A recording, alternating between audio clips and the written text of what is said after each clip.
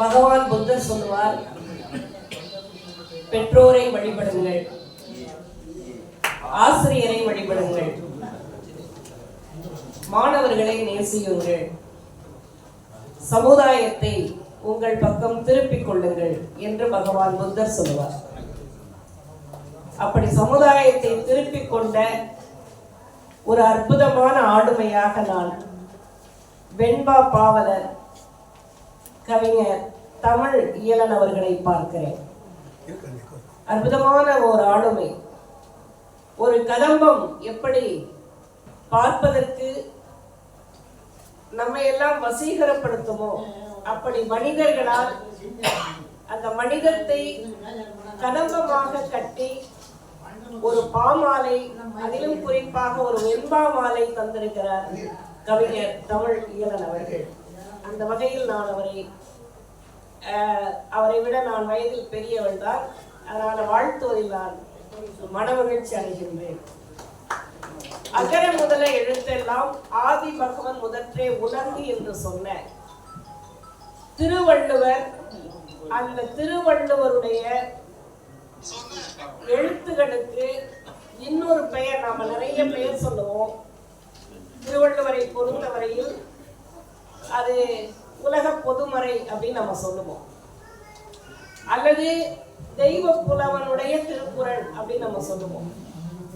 ஆனா இந்த வாயுரை வாழ்த்து என்ற சொல் திருக்குறளுக்கு சொல்லப்பட்ட ஒரு சொல் என்பது எத்தனை பேருக்கு தெரியும் அப்படின்னு எனக்கு தெரியல.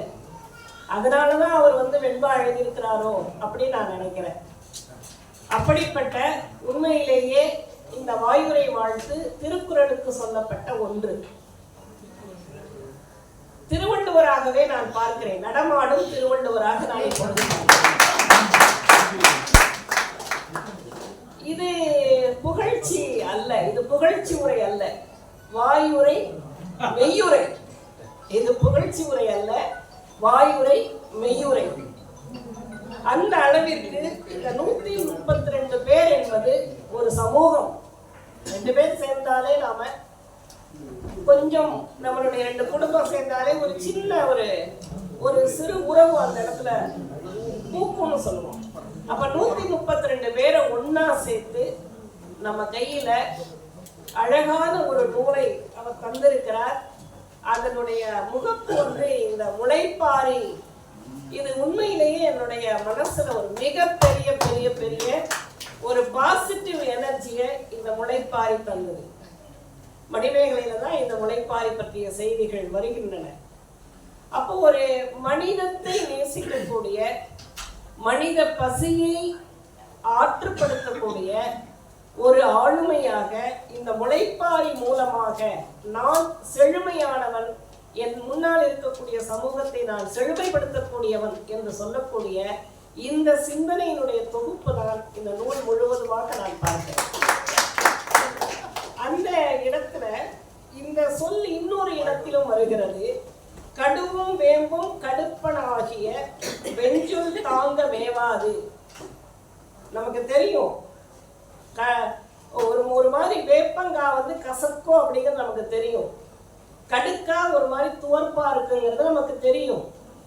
அந்த கடுக்கா துவர்ப்பா இருக்கிறதும் வேம்பு கசப்பா இருக்கிறதும் வெஞ்சுள் தாங்க மேவாது ஆயினும் பின்ன பெரிதும் பயன்தரும் என்ன மெய்ப்பொருள் அறம் அருட்பாவால் விளம்புதல் வாயுரை வாழ்த்து என வைக்கப்படுமே.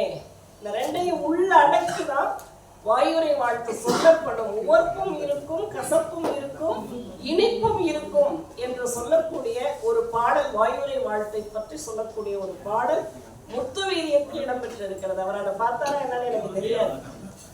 வாயுரை வாழ்த்துங்கிறத இவ்வளவு அழகா துவர்ப்பும் கசப்பும் இனிப்புமாக கலந்த, இப்ப மனிதர்கள் அப்படிதான் இருக்கும், துவர்ப்பா இருப்போம், இனிப்பா இருப்போம், கசப்பா இருப்போம், எல்லாம் கலந்த ஒரு கலவைதான். அறுசுவைதான் மனிதன் என்பதை 5 புலன்களால் நாம் எப்படி இந்த உலகத்தை உள்வாங்கிக் கொண்டிருக்கிறோமோ, காற்றாலும் மண்ணாலும் விண்ணாலும் நீராலும் நெருப்பாலும் இந்த பஞ்சபூதங்களால் நாம் கட்டப்பட்டிருக்கிறோம், கட்டுண்டு இருக்கிறோம் என்று சொல்லக்கூடிய இந்த ஐம்பூதங்களினுடைய இணைப்பை பஞ்ச மகா பாதகங்கள் என்று சொல்லக்கூடிய பொய் சொல்லக்கூடாது, திருடக்கூடாது, கனவு கூடாது, காமம் கூடாது, கண்ணுண்ணக்கூடாதுன்னு சொல்லி இவற்றில் இருந்தெல்லாம் விலக்கி எனக்கான நண்பர்களை நான் அடையாளப்படுத்துகிறேன். பாருங்கள், எனக்கான கொள்கையை நான் அடையாளப்படுத்துகிறேன். என்னுடைய கொள்கை சுயமரியாதை கொள்கை, என்னுடைய கொள்கை திராவிட கொள்கை. நான் என்றைக்கும் சங்கிகளுக்கானவன் இல்லை என்பதை அவர் ரொம்ப அப்படிப்பட்ட நான் இதுல என்ன தேடினேன்னா, ஏதாவது ஒரு கொள்கை வச்சிருக்கிறாரா? நாம எனக்கு போட்டோ கேட்ட உடனே நான் கொடுத்தேன். எதுக்கு கேட்கிறாருங்கிறது அதுல எழுதியிருந்தார். ஆனா அந்த நேரம் உள்வாங்கக்கூடிய நேரமா இல்லை. 2 நாள் பச்சையப்பன் கல்லூரியில டிரான்ஸ்லேஷன் ஒர்க் ஷாப்ல உட்கார்ந்துருந்தேன். ஆனால் அந்த படத்தை தேடி எடுத்து கொடுத்து அமரேசன் கூட கேட்டார், ஏக்கா ஓவியமா கொடுத்தீங்க, புகைப்படமா கொடுக்கல அப்படின்னு. அதுதான் பெண்ணியம், அதுதான் பெண்ணியம். என்னுடைய ரசனை, நான் எதை தேர்வு செய்கிறேன், சாய்ஸ் இஸ் மைன். அதனால அந்த இடத்துல இந்த படம் இருக்கட்டும், மற்ற எல்லாருடையும் என்னோட வித்தியாசமா இருக்கு. ஒரு கோர்வை இந்த நூலில் நான் பார்க்கிறேன். அப்பாவுக்காக அவர் எழுதியிருந்தாலும் கூட அப்பாவை எல்லாருக்கும் பிடிக்குங்கிறது ஒரு மாற்று கருத்து இல்லை. ஆனால் இந்த ஒவ்வொரு 27ஆம் தேதியையும் நான் நினைவுபடுத்துவேன் அப்படின்னு அவர் சொல்றது எனக்கு ரொம்ப ரொம்ப ரொம்ப வியப்பா இருக்கு. மே 27 அப்பா பத்து, ஜூன் 27 சந்தமழையும் சொந்த குடையும், ஆகஸ்ட் 27 மொட்டுக்கும் 8, செப்டம்பர் 27 வினையாளனையின் பெயர், அக்டோபர்ல 27 வாயுரை வாழ்த்து. இது தொடர்ந்துகிட்டே போகும் மாற்றுக்கருத்து இல்லை. எனக்கு என்ன ஆச்சரியம்னா, எங்க நேரம் இருக்கு?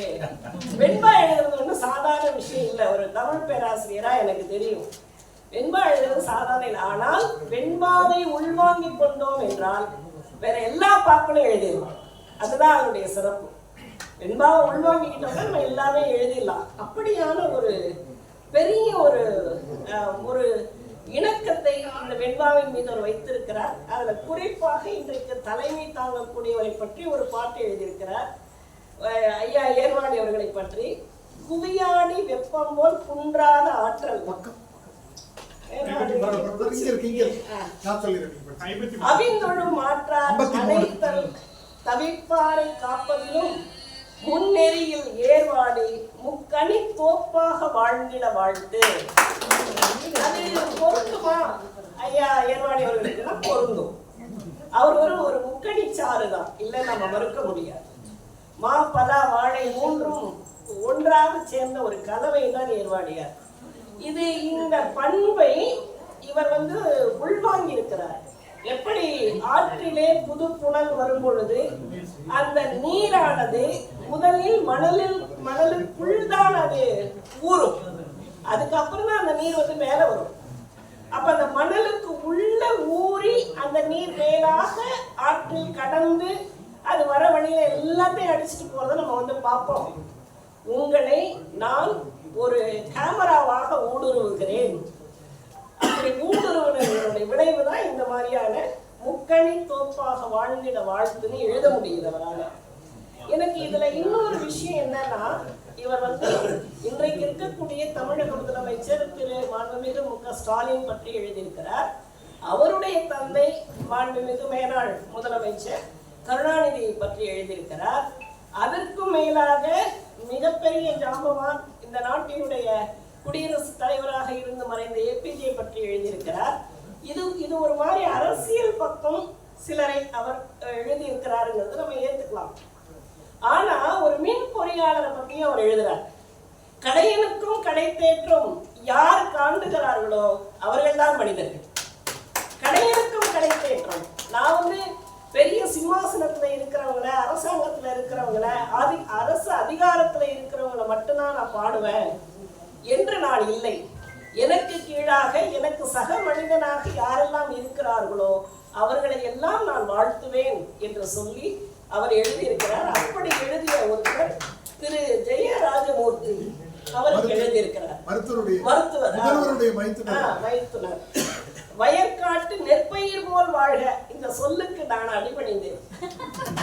வயக்காட்டு நெற்பயிர் போல் வாழ்க. இது வந்து வாழியாதன் வாழின்னு ஐங்குறுநூறுல ஒரு ஒரு பெரிய மரம் இருக்கு. எப்படி வாழ்த்த வேண்டும் என்று சொல்லி ஐங்குறுநூறுல நீங்க அன்னாய் வாழி வேண்டு அன்னை நம் படப்பை அப்படின்னு வரும். அந்த வாழிப்பத்துல நீங்க பார்த்தீங்கன்னா ஆதனை வாழ்த்துக்கிட்டே வருவாங்க, அந்த மருத நில கிழாரை வாழ்த்துக்கிட்டே வருவாங்க. அப்படி வாழ்த்தக்கூடிய ஒன்றுதான் இந்த வயற்காட்டு நெற்பயிர் போல் வாழ்க என்று சொல்லக்கூடிய இந்த ஒரு வாழ்த்து. அதே போல நீச்சல் பயிற்சியாளருக்கு முன்னாலே ஒருத்தர் சொன்னாங்க, பையன் என்னடா திடீர்னு தமிழ் உலகத்துல இருக்கிறவங்களை விட்டுட்டு திடீர்னு நீச்சலுக்கு போயிட்டாரே நான் பாக்குறேன். அப்போ அவருடைய மனசுக்குள்ள யாரெல்லாம் வந்திருக்கிறாங்க, அதாவது முகநக நட்பது நட்பன்று நெஞ்சத்த அகநக நட்பதே நட்பு என்று வள்ளுவர் சொல்லுவார். முகநக நட்பது நட்பன்று. எனக்கு முன்னால ஹலோ சொல்லிட்டு முத்துக்குமார் சாருக்கு அன்னைக்கு பார்த்தாரு, ஆனா இன்னைக்கு நான் மறந்துட்டேன். இது வந்து முகநக நட்பது நட்பன்று. ஆக அவருடைய எழுத்தின் மூலமாக நான் அவர் உள்வாங்கி இருக்கணும். அப்ப அவரின் மனசில் நிற்பார். அப்படி உள்வாங்கி கொண்டதனாலதான் இந்த 132 பேர் இவ்வளவு அழகா எழுதுறாரு. அதனாலதான் வந்து ஐயா குடியாத்தம் குமணன் வந்து இவ்வளவு பிரமாதமா வந்து பாட முடியுது அப்படின்னு நான் நினைக்கிறேன். அப்படியே சரணமா வந்து விழுது, வார்த்தைகள் சரணமா வந்து விழுது. இந்த ஒரு முயற்சி என்பது என்னை பொறுத்தவரையில் நான் ஒரு 2 விஷயம் நான் பார்ப்பேன். என்ன அப்படின்னா, தமிழ் படித்தவர்கள் அல்லது தமிழை தெரிஞ்சுக்கிட்டவங்க ஒரு 2-3 கவிதை எழுதிட்டே கவிஞர்னு போட்டுப்பாங்க. எனக்கு கோபம் பொத்துக்கிட்டு வரும். என்ன எந்த அங்கீகாரம் யார் கொடுத்தது அப்படின்னு ஒரு கேள்வி வரும் எனக்கு. அப்படி அல்லாமல் நிறைய எழுதுபவர்கள் கூட நான் ஒரு கவிஞர், நான் கவிஞர்னு சொல்லிக்கவே மாட்டேன். 2 தொகுதி போட்டுட்டேன், ஆனாலும் நான் என்ன கவிஞர்னு சொல்லிக்க. ஏன்னா என்னுடைய ஆழம் ஆய்வுல தான். நானே அதை பல வேலைகள்ல சொல்லியிருக்கேன். என்னுடைய ஆழம் வந்து ஆய்வுல. அதனால கவிஞர்ங்கிறத நான் சொல்லவே மாட்டேன். இருந்தாலும் கூட மிக அற்புதமான படைப்பை அவர் தந்திருக்கிறார். அதிலும் குறிப்பாக எனக்கு இதுல ரொம்ப பிடிச்ச ஒரு விஷயம் வந்து ஆய்வு உலகத்துல இருக்கிற பொன்குமாரை பத்தி எழுதியிருக்கார். நான் மிரண்டு போயிட்டேன். நிஜமாவே பொன்குமார் வந்து கவிதை எழுதுவதில் வல்லவர். ஆனாலும் கூட ஒவ்வொரு கவிஞரை பற்றியும் பிறந்த நாள் வருகிறது என்று ஏன் அவரை நான் இங்க சொல்றேன் அப்படின்னா, ஒவ்வொரு கவிஞருக்கும் பிறந்த நாள் வரும் பொழுது ஒட்டுமொத்த படைப்புகளையும், அரங்கமல்லிகா அப்படின்னா அரங்கமல்லிகா வந்து 12 புத்தகம் எழுதுனாங்க, நீர்களுக்கு மீன் ஒரு கவிதை தொகுப்பு போட்டாங்க, பனையனவே ஒரு கவிதை தொகுப்பு போட்டாங்க, எல்லாமே பெண்ணியம் தலித்தியம் பௌத்தம்ங்கிற இந்த கான்செப்ட்ல அவங்க எழுதியிருக்கிறாங்கன்னு ஒரு பெரிய வரலாற்றை கொடுத்துருவார். இப்போ பொன்குமாருடைய அந்த புத்தகத்தை, அந்த முகநூல் பதிவை நீங்க பார்த்தீங்கன்னா அதுல இருக்கும், அது இவரையும் இருக்கு. அப்ப அவர் எவ்வளவு தேடி தேடி அந்த விஷயங்களை தொகுக்கிறாருங்கிறத ஐயா சொல்றாரு. பல நூல்கள் பெருகும் தமிழில் இலக்கிய நூல்களை ஆய்ந்து உடன் போற்றி கலக்கிடும் பொன்குமார் கண்டதும் வாழ்த்திட உலகில் மறுப்பார் யார் உண்டு அப்படின்னு கேட்கிறார். இது எங்கேயோ ஒருத்தர் அப்படின்னு சொல்லிட்டு நம்ம விட்டுட்டு போறோம். ஆனா அப்படி இல்லை அவர். அதே போல முத்தமிழறிஞர், எனக்கு வந்து உண்மையிலேயே கலைஞரை பத்தி நான் சொல்லியே ஆகணும். ஆடி மாதம் கொண்டாட்டம் ஏன் அப்படின்னு ஒரு கட்டுரை, நான் எழுதிய கட்டுரையை பேராசிரியர் சுபவி அவர்கள் நன்றைய சொல் இன்றைய சொல் பற்றி பேசும் பொழுது அன்றைக்கு என்னுடைய அந்த கட்டுரை எடுத்து அவர் பேசுகிறார். ஆடி மாதம் கொண்டாட்டம் ஏன் அப்படின்னு சொல்லி. ஆடி மாதத்துல கூழ் ஊத்துறதுங்கிறது ஒரு பௌத்த திருவிழா, ஆனால் அது இன்றைக்கு இந்த திருவிழாவாக மாறிவிட்டது நான் அதில் எழுதியிருப்பேன். அதை எடுத்து அவர் கலைஞர் டிவியில பேசுறார் பேராசிரியர் சுபவி. அதை கேட்டுக்கொண்டிருந்த மாண்புமிகு மேனாள் முதலமைச்சர் அவர்கள், கலைஞர் அவர்கள், யார் அந்த அரங்கமல்லிகா அவங்கள கூப்பிடுங்க அப்படின்னு சொன்னார். அதன் பிறகுதான் 2009 அந்த செம்மொழி மாநாடு வருகிறது. அந்த மாநாட்டில் என்னை பேச அழைத்தார். அதனால நான் உண்மையிலேயே கலைஞருக்கு கடமைப்பட்டிருக்கிறேன். அக்குளில் இடுக்கிக் கொள்வதற்கு அல்ல கைத்துண்டு, அக்குளில் இடுக்கிக் கொள்வதற்கு அல்ல கைத்துண்டு, அந்த துண்டை தலைப்பாகையாக கட்ட சொன்ன திராவிட சிந்தனைக்கு சொந்தக்காரராக நம் கலைஞரை பார்க்கிறோம். அந்த வகையிலே ஓரளவிற்கு ஒரு சமத்துவத்தை பாலினம் சார்ந்தும் பாலின சமத்துவத்தையும் கலைஞர் அவர்கள் தந்திருக்கிறார். கலைஞரின் சிந்தனைகளில் பாலின சமத்துவம் என்ற ஒரு நூலை நான் எழுதியிருக்கிறேன். ஆனா அப்படியான ஒரு கலைஞருக்கு அவர் சொல்லுகிறார், மலைமலையாய் நன்மை மலைக்க வைக்கும் ஆற்றல். நிஜமாவே நீங்க கலைஞருடைய டெக்ஸ்ட் முழுக்க எடுத்தீங்க, நான் படிக்கவே வேண்டாம், நீங்க எடுத்து நீங்க இதுல முகநூல்லையோ அல்லது கூகுள்லயோ போய் சர்ச் பண்ணீங்கன்னு சொன்னா கிட்டத்தட்ட ஒரு 10 பக்கத்துக்கு போகும். அது ரொம்ப அருமையா ஒரு நண்பர் தொகுத்து இருக்கிறார். வாழ்நாள் எல்லாம் படிக்கணும் அவர் எழுதிய அந்த புத்தகங்களையும் அவருடைய எழுத்துக்களையும். ஆனால் ஏன் இன்றைக்கும் திராவிடம் என்ற சொல், ஏன் இன்றைக்கும் திராவிட சமுதாயத்திலே சமத்துவம் என்ற சொல் மாறுபட்டு சிந்திக்கப்படுகிறது, ஏன் தொடர்ந்து இந்த திராவிட அரசியலுக்கு ஒரு பங்கம் கற்பிக்கப்படுகிறது என்பதை ஆளுகின்ற அரசும் சிந்திக்க வேண்டும். இன்றைக்கு முன்னாலே நான் சொன்னேன், இன்றைக்கு எங்கோ ஒரு இடத்துல விழுப்புரத்துக்கும் உளுந்தூர்பேட்டைக்கு நடுவில் மையம் கொண்டு இருக்கு, எல்லாரும் உற்று பார்த்து கொண்டு இருக்கிறார்கள். ஆனாலும் கூட சுதந்திரம், சமத்துவம், சகோதரத்துவத்தை நமக்கு முன்னெடுத்த ஒரு இயக்கமாக திராவிட முன்னேற்ற கழகத்தினுடைய சிந்தனைகளை நாம் பார்க்கிறோம். அது தொய்வடையாமல் போக வேண்டும் என்பதுதான் அவருடைய நோக்கமாக இருக்கிறது. அந்த வகையில தலைவரை குறித்து அவர் எழுதியிருக்கக்கூடிய இந்த சிந்தனை உண்மையில் பாராட்டுதற்குரியது. அதே போல கலை விமர்சகர் இந்திரன், எங்களுக்கெல்லாம் ஒரு மூத்த முன்னோடி கலை விமர்சகர் இந்திரன். இன்றைக்கு உலகம் முழுவதுமாக இருக்கக்கூடிய அனைத்து விதமான அழகியல் சார்ந்த புத்தகங்கள், ஓவியங்கள் சார்ந்த புத்தகங்கள், கவிஞர்கள், ஏராளமான திறனாய்வாளர்கள், இவர்களை எல்லாம் எளிய தமிழில் இன்றைக்கு முகநூலிலே தொடர்ந்து பதிவு செய்யக்கூடிய ஒரு வாழும் கலைஞனாக, ஒரு வாழும் அழகியல் சார்ந்த ஒரு எழுத்தாளராக இருந்து கொண்டிருக்கக்கூடிய இந்திரனுக்கு ஒரு கவிதை எழுதியிருக்கிறார். தந்திரங்கள் சூழ்ந்த தமிழாய்வு உலகத்தில் எந்திரத்தன்மை எடுத்திருந்தாய், சிந்தித்து தந்திட்ட ஆய்விலெல்லாம் தேர்ந்து நின்றாய், நல்ல ஆய்வுக்கு இந்திரனே சாலும் கரி. இந்திரனே சாலும் கரி. என்னால இந்த 3 வார்த்தையில சரண்டர் ஆயிட்டேன். மறுபடியும் எப்படி இவர் இப்படி யோசிக்கிறாரு அப்படிங்கிறது எனக்கு ரொம்ப பிடிச்சிருந்தது. அதே போல இன்றைக்கு அடுத்து எனக்கு அப்புறமா பேச வரக்கூடிய, நாங்கள் எல்லாம் எங்களுக்கு தந்தை போல மதிக்கக்கூடிய, அந்த புல்லாங்குழலின் இசையாக இசை போலவே தன்னுடைய நடையையும் அமைத்துக் கொண்டிருக்கக்கூடிய, எழுத்தையும் அவ்வளவு லகுவாக, நயமாக, நளினமாக வைத்துக் கொண்டிருக்கக்கூடிய கவிஞர் அமுத பாரதியை பற்றி எழுதுகிறார். சிந்தனை பாக்களின் செம்மை அமுதே.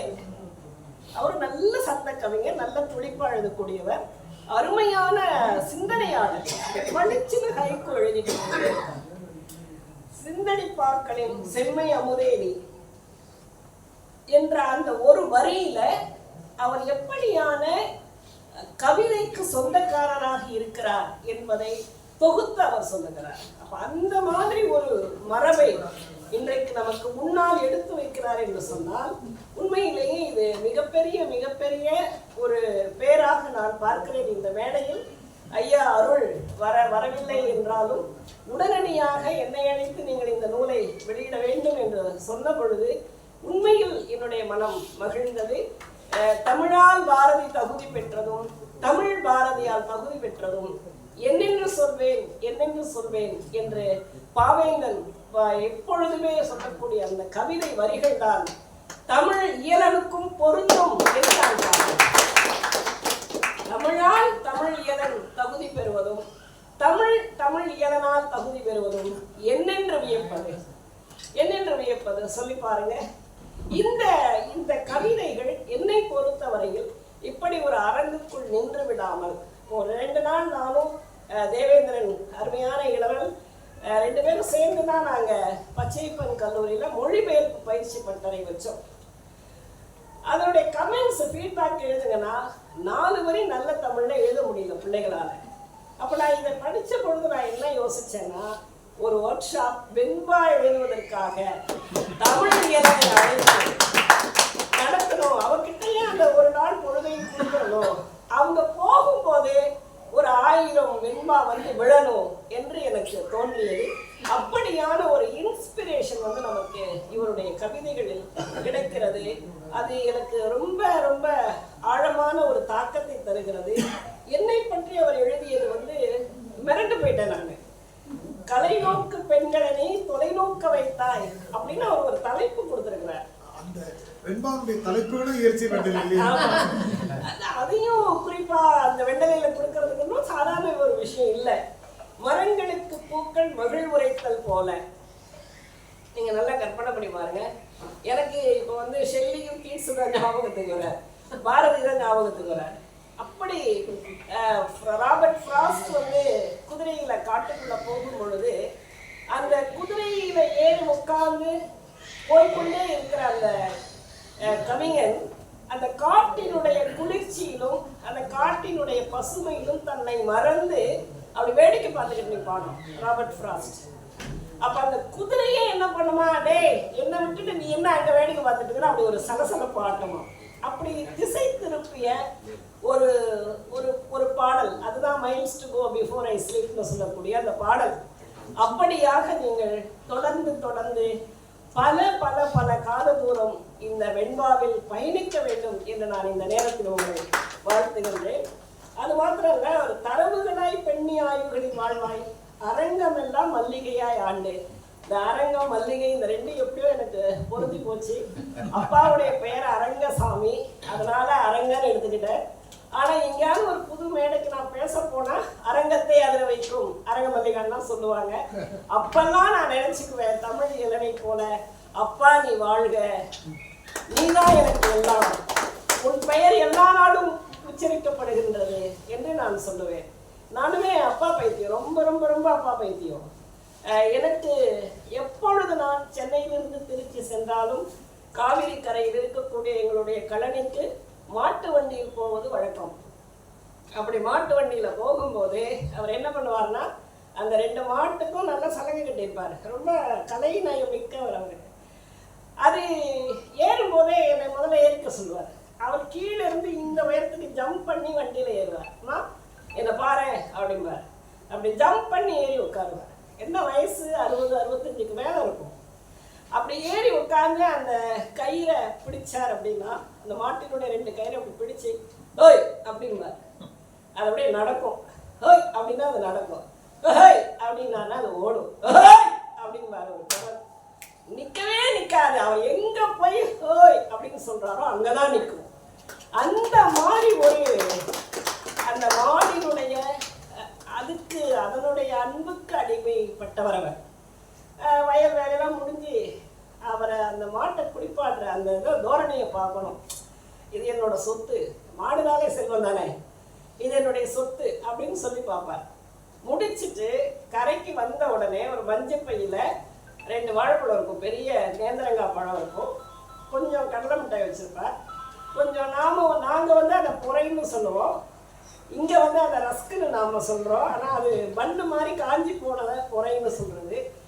அதுவும் அதை வந்து ஒன்று ஒன்றா எடுப்பார். முதல்ல கடலை மிட்டாய் கொடுப்பார் 2 மாட்டுக்கும், அப்புறம் வந்து அந்த புறையை கொடுப்பார், அப்புறம் வாழைப்பழம் கொடுப்பார். கொடுத்து தட்டி கொடுத்துட்டு தான் மறுபடியும் வண்டியில் ஏறுவார். இதெல்லாம் எனக்கு வந்து இவர் எழுதின இந்த எழுத்துக்களோட அப்பா அப்பான்னு சொல்லும் பொழுதெல்லாம் ஒவ்வொரு நடப்பும் எனக்கு நினைவில் வந்து ஒரு அலை மாதிரி மோதக்கூடிய ஒரு சூழலை எனக்கு உருவாக்கி விட்டது. அப்ப அப்பாவை நேசிக்கக்கூடியவர்கள், அம்மாவை நேசிக்கக்கூடியவர்கள் இந்த உலகத்துல யார் அதிகமான மனிதர்களாக இருக்கிறார்களோ உண்மையிலேயே அவர்கள் பேறு பெற்றவர்கள். தாய் தரப்பை வழிபடுபவர்கள் பேறு பெற்றவர்கள். நாங்க 3 பேர், அக்கா அம்மா அக்கா அண்ணா நாங்கள் 3 பேருமே அப்படி கொண்டாடிய மனிதர்கள் தான் என்னுடைய தந்தையும் என்னுடைய தாயும்.